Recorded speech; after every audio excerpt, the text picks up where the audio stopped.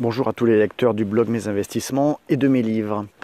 Alors aujourd'hui on va essayer de voir quel est votre actif le plus important. Est-ce que c'est vos actions, votre immobilier, votre argent, votre voiture? On se retrouve tout de suite.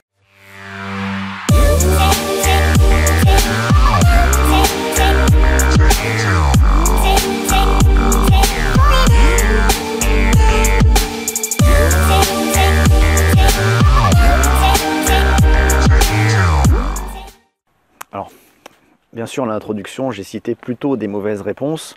On va se demander si votre actif le plus important, ce ne serait pas votre temps, tout simplement. Alors, pour le petit clin d'œil, je n'ai pas tourné cette vidéo ici par hasard. Je suis sur la place de mon village natal en Creuse. Un peu ce genre de petite commune rurale où quand on y revient, on a l'impression que le temps s'est arrêté. Donc c'est le petit clin d'œil par rapport au sujet de la vidéo. Évidemment, une nouvelle fois, on prendra le contre-pied aux vendeurs de rêves. Si vous n'avez pas vu ma vidéo où j'explique pourquoi je tourne mes vidéos dans des lieux banals et pas aux Bahamas ou à Tahiti, elle est disponible sur la chaîne. Je vous encourage à la regarder.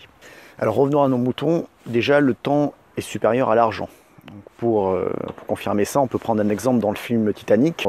Dans le film, quand le navire sombre, un riche industriel de l'acier négocie sa vie en échange d'un canot de sauvetage avec un officier du navire. Et ce, en échange d'une grosse somme. Et là, l'officier du navire lui répond « Votre argent ne peut pas plus vous sauver vous qu'il ne peut me sauver moi. » Donc en 3 secondes, finalement, il lui montre la valeur du temps. Quand notre heure a sonné, peu importe la profondeur de notre portefeuille, notre heure a sonné. Alors le temps, c'est aussi le grand égalisateur. C'est-à-dire que vous naissez avec un plein d'essence, vous commencez à consommer votre première respiration, il n'y a pas de station-service en chemin, et à la fin de votre vie, vous avez épuisé le réservoir de carburant. De façon un peu provocatrice, on pourrait même dire que par rapport au temps, l'argent est sacrément abondant, puisque finalement en argent, il y en a qui arrivent à avoir des patrimoines de plusieurs milliards d'euros, alors que, on va dire, le temps, au maximum, on va dire en 100 ans à peu près, pour ceux qui vivent le plus longtemps, il est intégralement consommé. Donc on est sûr finalement au bout de 100 ans de finir ruiné en temps, et de ce point de vue-là, c'est pour ça que je le disais de façon un peu provocatrice, on est sûr de finir ruiné en temps, et donc le temps peut paraître plus rare que l'argent. Alors il y a le bon temps et le mauvais temps. En fait, votre temps, ça va être votre temps libre plus votre temps contraint. Alors le temps libre, c'est quand vous passez du temps en famille, que vous faites du sport, que vous lisez un livre, que vous regardez la télé. Et le temps contraint, c'est l'opposé. C'est le temps que vous allez passer à gagner de l'argent. Donc si vous êtes salarié, c'est votre journée de travail.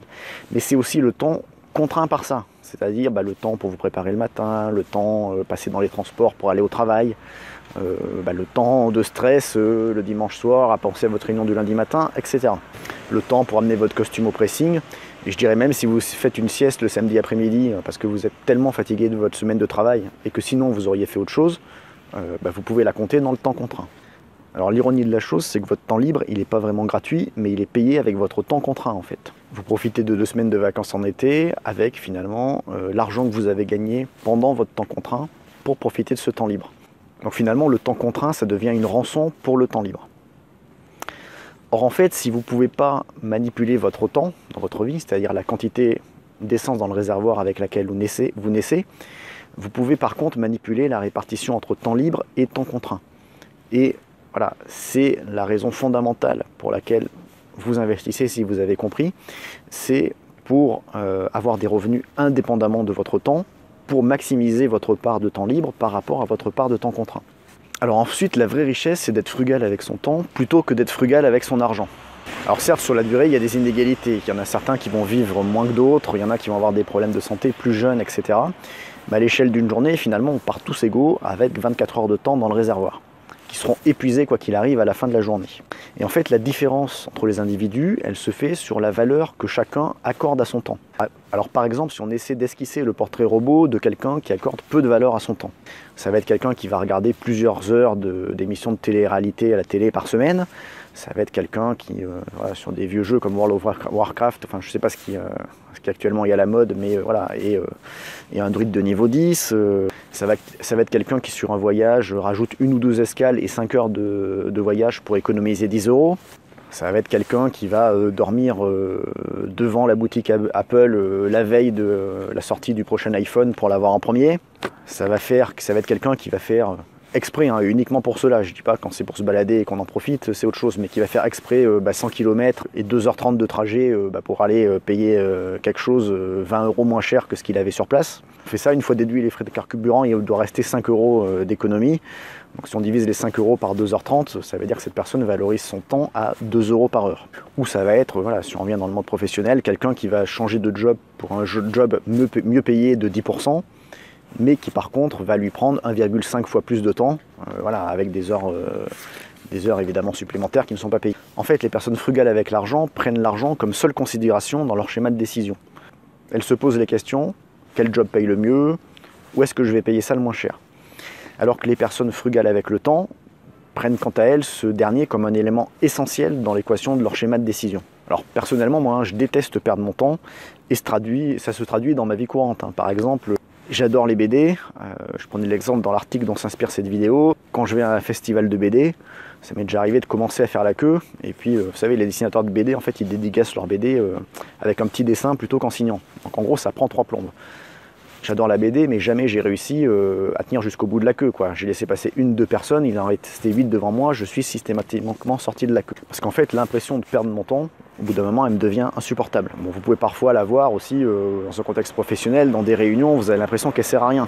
Il y a des gens à qui ça va aller, puis il y a des gens, ceux qui sont frugales avec leur temps, souvent des investisseurs un peu comme nous, ça va leur devenir insupportable de perdre leur temps, et de plus en plus difficile. Enfin bon, bien sûr, comprenons-nous, hein, je peux aimer faire une sieste, discuter avec des amis de choses inutiles, faire une partie de pétanque, etc. Là, je ne considère pas que je perds mon temps. Mais juste attendre dans une file d'attente quand je sais que je pourrais faire autre chose de plus agréable, là, pour moi, c'est dur. Donc, puisqu'on parlait de BD, je vais vous parler de 2 BD que moi j'aime bien, on va changer un peu d'habitude, et qui font un peu écho à cette valeur du temps. La première BD, elle s'appelle Les 2 vies de Baudouin. Donc, je vous mettrai le lien dans la description de la vidéo pour que vous allez y faire un tour. Et la seconde BD qui parle de ça, elle s'appelle Ces jours qui disparaissent.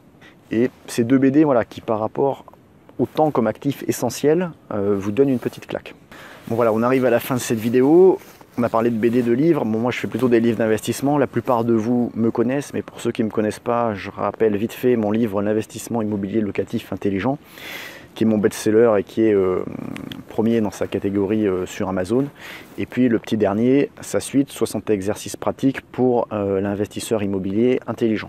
Je vous dis à bientôt sur le blog. Si vous avez aimé la vidéo, n'hésitez pas à mettre un petit pouce bleu, à vous abonner à la chaîne si ce n'est pas déjà fait. Et puis voilà, tous les livres dont on a parlé, les BD, etc., vous avez les liens dans la description.